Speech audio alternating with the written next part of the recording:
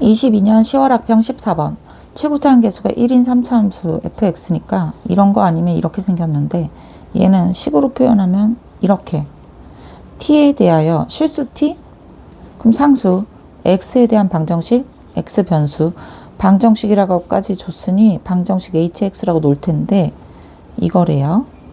그럼 여기서 기계적으로 해야 할 것은 위아래 급 맞추기 h의 t는 0 미분하기 h 프라임 x는 fx 이런 상태까지 왔고 그럼 t라는 것은 h 함수의 근이겠구나. 그런데 gt가 또 있어요. 이것의 서로 다른 실근의 개수를 gt? 아 잠깐만 얘가 근인데 뭐 hx가 뭐 4차니까 뭐 대충 이렇게 그렸는데 t가 근인데 이때 근의 개수? 아 이럴 때 근의 개수? 이럴 땐 뭐 4개 되겠죠? 뭐 이런 상태. 그럼 하라는 대로 합시다. 여기 말을 잘 해석하고 헷갈리지 않아야 될 것 같은데 기억부터 fx가 저렇게 생겼다? 그럼 0이고 1인데 fx는 h 프라임 x죠. 그래서 1이고 0이니까 이게 hx인데 g1은 1, 즉 1이 근일 때 개수? 그럼 1개. 그래서 맞다. 니은 fx는 0이 서로 다른 실근이 3개래요. 그럼 fx라는 것은 h 프라임 x는 0이라는 얘기인데 이게 서로 다른 실근이 3개라는 것은 뭐 이런 식으로 생겼다는 거고 극점이 3개라는 거네요. 이 넓이에 따라서 모양이 여러 가지로 나눠지겠죠. 어떻게 나눠져요? 극점 3개면서 보려면 hx가 뭐 이렇게 되거나 같거나 뭐 이렇게 되겠네요. 자, 이 경우는 뭐예요? 감소했다가 증가, 감소. 감소량이 증가량보다 작은 경우. 얘가 이렇게 된 경우. 증가가 더 큰 경우. 얘는 증가 요만큼, 감소 요만큼. 증가 요만큼, 감소 요만큼. 이런 경우. 얘는 증가하고 감소하는 양이 같은 경우. 뭐 다 됐죠? 뭐 이건 그냥 부연 설명이었고. 그러면 hx가 극점 3개면 이 3가지 스타일로 나올 것이고 그럴 때 3개면까지 했고 ga가 3 그러면 이 ha가 0이라는 거죠. 그러면서 ha가 만약에 이렇게 돼서 얘가 a였어요. 그러면 이럴 때 ga는 몇이에요? 2개죠. 즉 3개 만나야 돼. 그럼 이런 거 되죠? 이런 거 되죠? A가 하나, 둘, 3가지 경우, 얘 놔도 되고, 둘, 3가지 경우, 6가지 경우 되네요. 자, 이 케이스는 오케이. 그럼 얘는 반대니까 똑같겠죠? 둘, 셋 케이스. 하나, 둘, 셋, 3개. 얘도 오케이. 자, 얘. 3개 나오는 경우 요렇게 있죠? 그래서 A가 이거나 이거면 되죠? 그래서 3가지 경우, 오케이. 모든 경우에 대해서 항상 존재합니다. 자, 디귿. 해석해야 되겠어요. 극한값, 함수값. 잠깐만.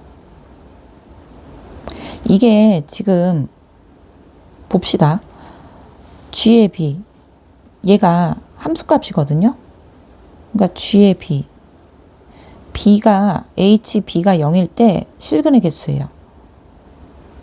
그럼 이 실근의 개수에 따라 범위를 나눌 건데 무슨 말이냐? x축이 이렇게 있었어. b가 여기야. 그러면 1개. b가 여기야. 뭐 얘네들 중에 하나야. 그럼 3개.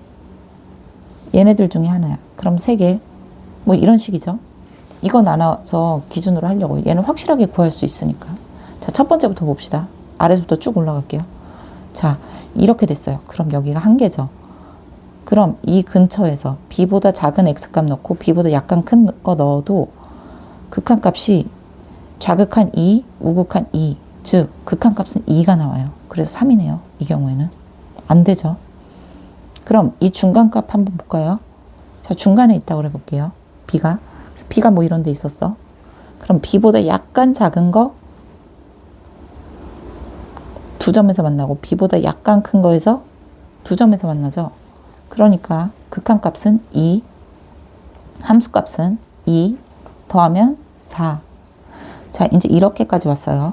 뭐 B 뭘로 할까요? 이렇게 됐죠? 그럼 얘가 B인 경우, 자, B를 보면 지금 여기서 보면 3이죠.